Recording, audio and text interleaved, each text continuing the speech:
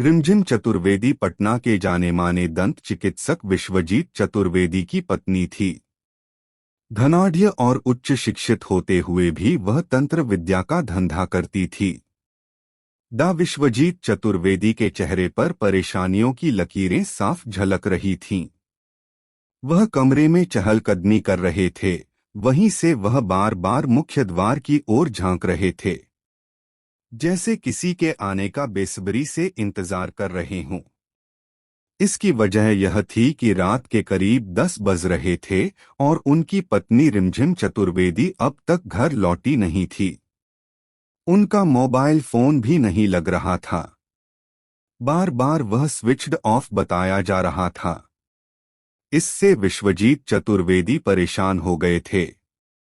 ऐसा उनके साथ पहली बार हुआ था जब पत्नी का मोबाइल फोन स्विच्ड ऑफ आ रहा हो। रात काफी गहरा चुकी थी। ऐसे में उन्हें यह समझ में नहीं आ रहा था कि वह करें तो क्या करें। जबकि सभी परिचितों और रिश्तेदारों के पास फोन करके पत्नी के वहां आने के बारे में पूछ रहे थे। वहां से उन्हें पता चला कि रिमझिम उनमें से किसी के भी घर नहीं पहुंची थी। इससे उनका दिल और बैठा जा रहा था। यह 23 नवंबर 2021 की घटना है। बहरहाल डा विश्वजीत ने पूरी रात आंखों में काटी और सुबह होते ही श्रीकृष्णपुरी थाने पहुंचे। उनके साथ बहनोई संजय पाठक भी थे।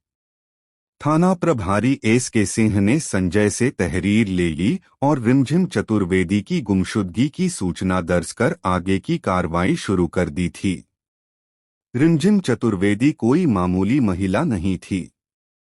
वह पटना के जाने-माने डेंटिस्ट विश्वजीत चतुर्वेदी की पत्नी थी।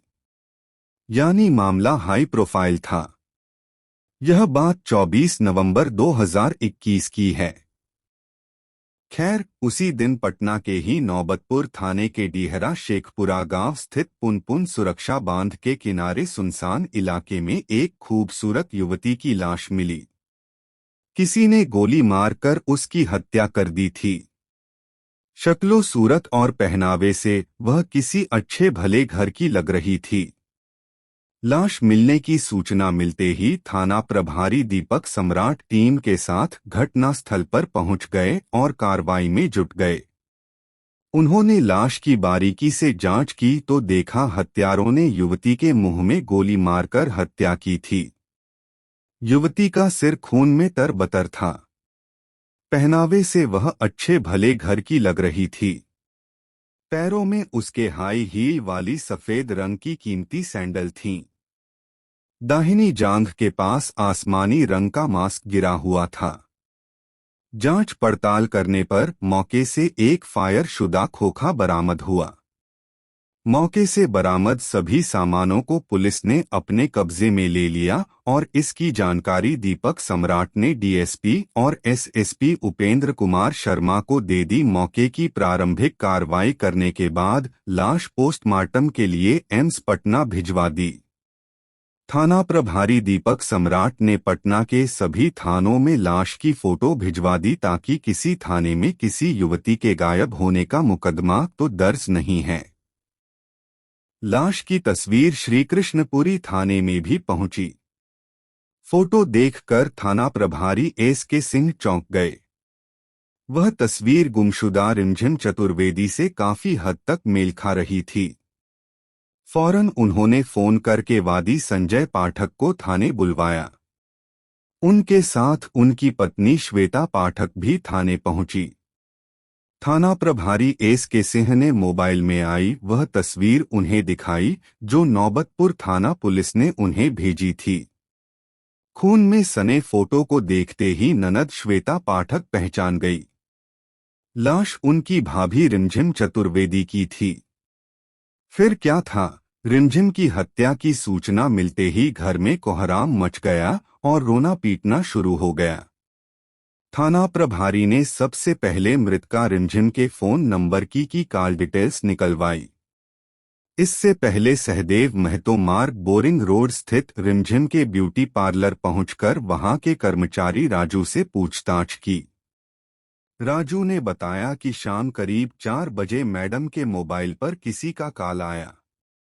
कॉल रिसीव करने के बाद वह पार्लर से यह कहते हुए निकली कि थोड़ी देर बाद लौटती हूँ, फिर पार्लर बढ़ाकर घर चली जाऊंगी। लेकिन काफी देर बीत जाने के बाद भी मैडम घर नहीं लौटी थी। अब उनकी हत्या की खबर आई। राजू से पूछताछ करने के बाद थाना प्रभारी थाने वापस लौट आए थे। बहरहाल एस के सिंह ने रिमझिम के फोन की कॉल डिटेल्स का गहन अध्ययन किया। 23 नवंबर 2021 की शाम 4:23 पर उनके फोन पर एक कॉल आई थी। फिर 6 बजे के बाद रिमझिम का फोन बंद हो गया था। आखिरी कॉल का नंबर जांचने पर पता चला कि वह नंबर किसी रोहित सिंह के नाम था, जो पटना के पालीगंज थाना क्षेत्र के जलपुरा का रहने वाला था।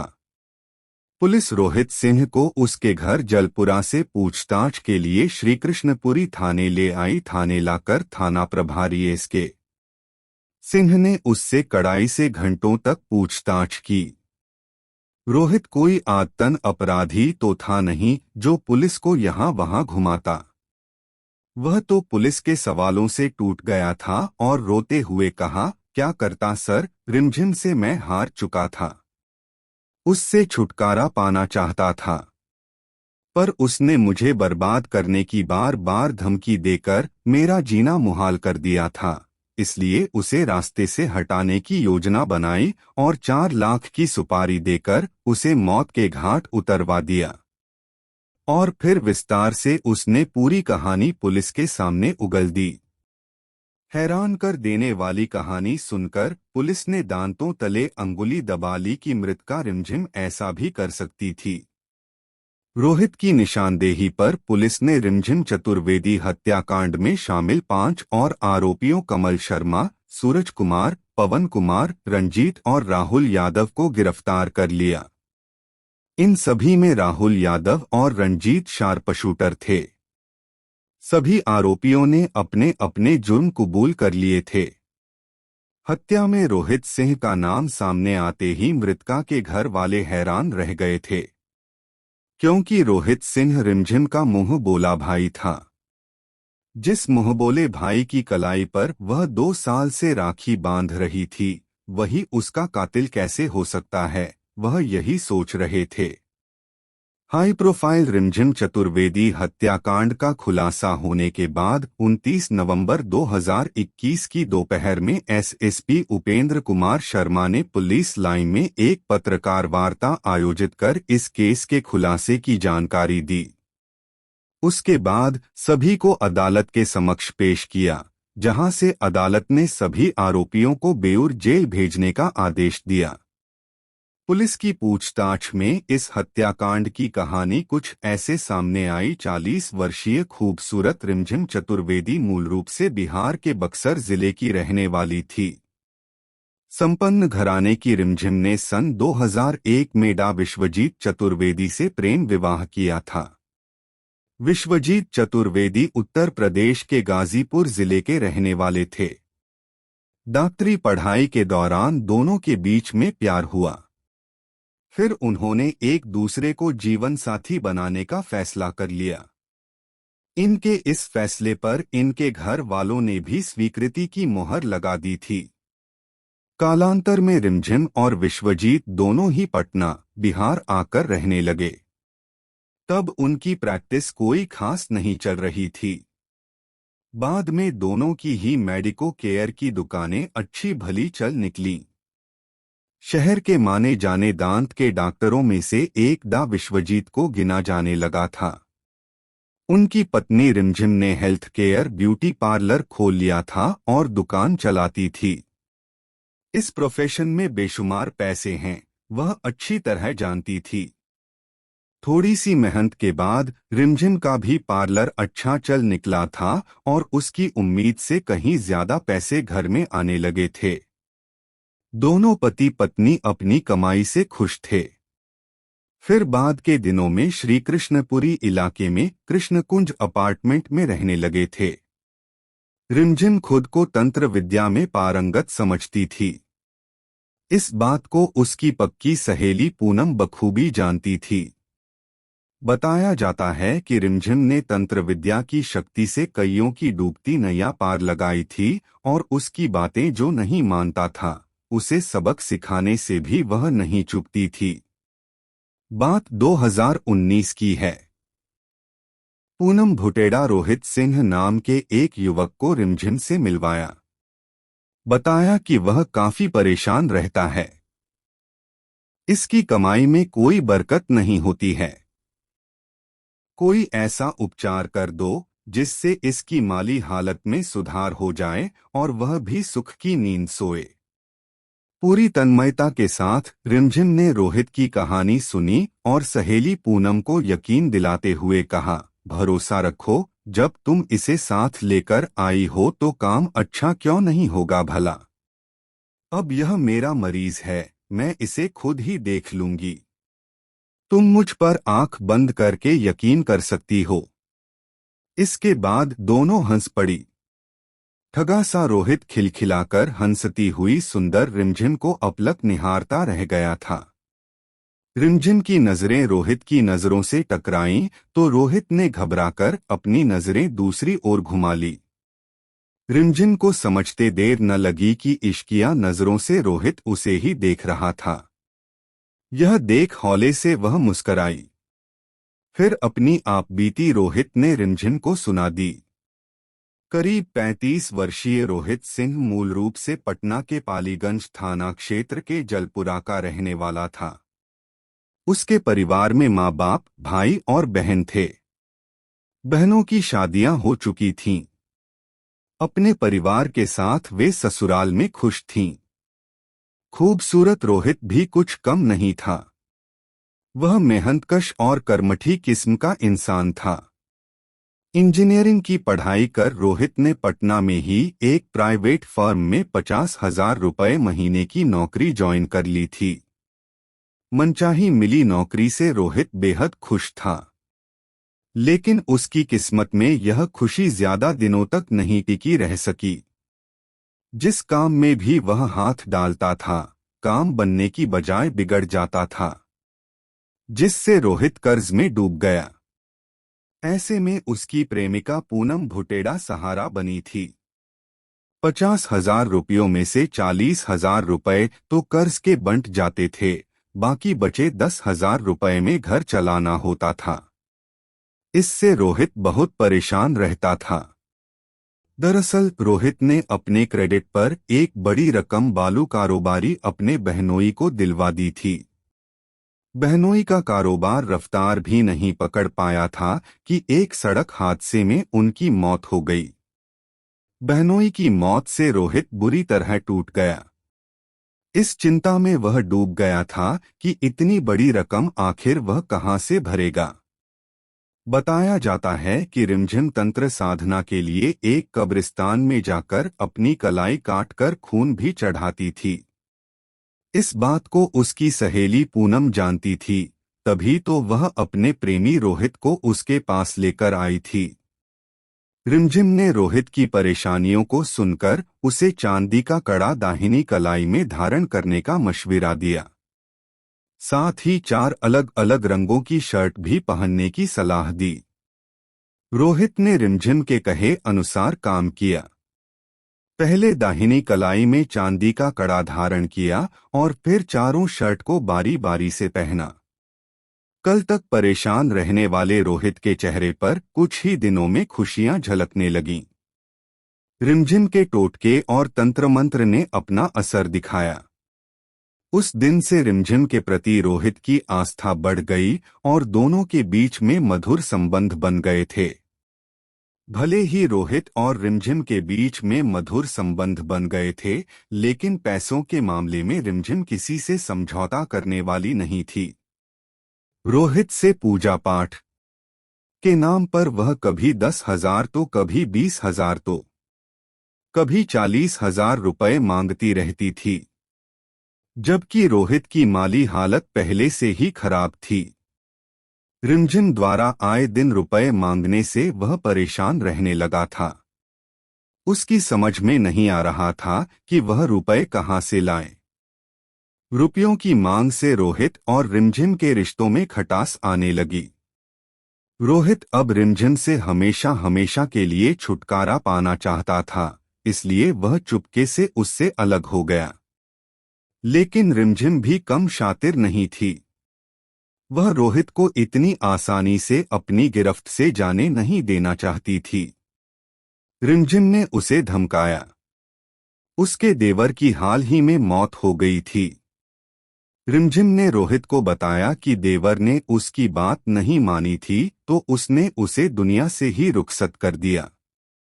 तुम भी गंभीर परिणाम भुगतने के लिए तैयार हो जाओ। रिमझिम की बात सुनकर रोहित बुरी तरह डर गया। रोहित रिमझिम और उसके काले जादू से छुटकारा पाना चाहता था। पर कैसे? रोहित डिप्रेशन में रहने लगा था। घटना से कई दिनों पहले की बात है। रोहित चाय की दुकान पर बैठा कुछ सोच रहा था। तभी वहां उसके दोस्त कमल शर्मा, सूरज कुमार और पवन आ गए। तीनों को अपने पास देखकर रोहित चौंका। फिर कुछ देर तक वे आपस में गप्पे हाँकने लगे थे, लेकिन रोहित के चेहरे पर वह चमक नहीं थी जो पहले हुआ करती थी। कमल शर्मा दोस्त रोहित को देखकर भांप गया था कि जरूर कोई न कोई बात है। फिर उसने उसकी परेशानियों के बारे में पूछा। परेशान रोहित ने आखिर आप बीती दोस्तों से बता दी। सचमुच मामला काफी गंभीर था और जीवन से जुड़ा था। फिर क्या था? उसी समय रिमझिम का काम तमाम करने का फैसला उन सभी ने ले लिया। इसके लिए कमल शर्मा ने दो शूटरों रंजीत कुमार और राहुल यादव को 4 लाख की सुपारी देकर तैयार कर लिया। रिमझिम की हत्या की सुपारी का पैसा खुद रोहित ने रिमझिम से जमीन खरीदने के बहाने धोखे से लिया था और उसी पैसे से उसी की सुपारी दे डाली थी। योजना के अनुसार 23 नवंबर 2021 की शाम 4 बज कर 23 मिनट पर रोहित ने रिमझिम को फोन करके पूछा कि वह कहाँ है। इस पर रिमझिम ने बताया कि पार्लर में है। राहुल ने कहा, एक जमीन देख रखी है, वहां चल कर के देखना कि बिजनेस के लिए अच्छी होगी या नहीं। आप भी साथ चलती तो मेरा काम बन जाता। रोहित ने अपनी बात कुछ इस अंदाज में कही कि रिमझिम चाहकर भी मना नहीं कर सकी और साथ चलने के लिए हामी भर दी। यही रोहित चाहता भी था। उसके जाल में रिमझिम फंस चुकी थी। उसे क्या पता था कि मौत उसका इंतजार कर रही है। ब्यूटी पार्लर से निकली रिमझिम फिर कभी लौटकर नहीं आई। इधर रिमझिम के हाँ करते ही रोहित के चेहरे पर कुटिल मुस्कान तैर गई। उसने यह बात दोस्तों को बता दी और योजना पर अमल करने के लिए तैयार हो जाने के लिए कह दिया। योजना के मुताबिक रिमझिम को उसके पार्लर से लाने के लिए कमल शर्मा को कार लेकर उसके पास भेजा और दोनों शूटर रंजीत और राहुल यादव को नौबतपुर थाने के सुनसान पुनपुन सुरक्षा बांध भेज दिया था।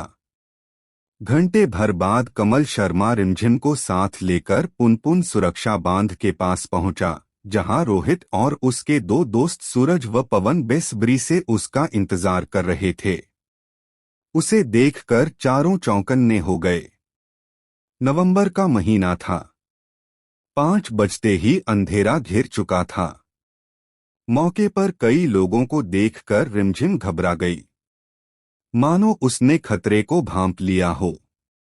रिमझिम ने रोहित से उस जमीन के बारे में पूछा जिसे देखने के लिए उसने बुलाया था। फिर रोहित ने एक जमीन दिखाई और जांचने के लिए उसकी थोड़ी सी मिट्टी उठाकर रिमझिम को दी। मिट्टी देखकर रिमझिम ने कहा कि बिजनेस के लिए अच्छी है। इतना कहकर वह कार की ओर लौटने लगी। तभी अचानक वहां 2 और युवकों को देखकर वह घबरा गई। दोनों में से एक युवक राहुल यादव के हाथ में पिस्टल थी। इससे पहले रिमझिम कुछ समझ पाती, पिस्टल उसके मुंह में डालकर ट्रिगर दबा दिया।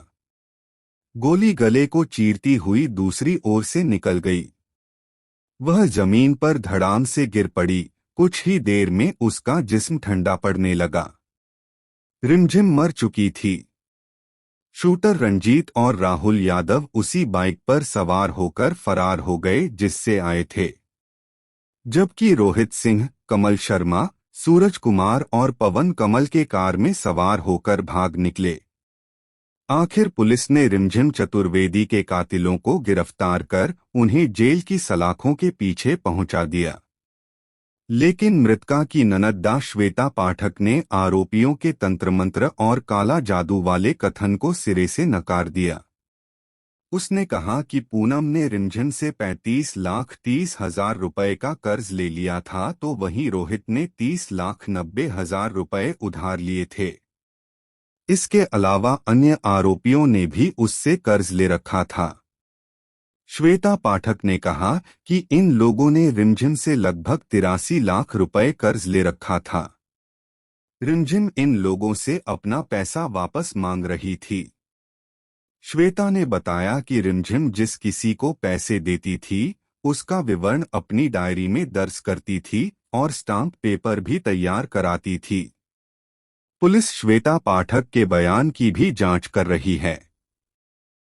इस पर पुलिस का कहना है कि श्वेता पाठक ने पुलिस को एक स्टाम्प पेपर की फोटो कॉपी दी थी जिस पर पूनम भुटेड़ा को 5 लाख रुपए दिए जाने की बात लिखी थी, लेकिन उस पर रिमझिम के दस्तखत नहीं थे।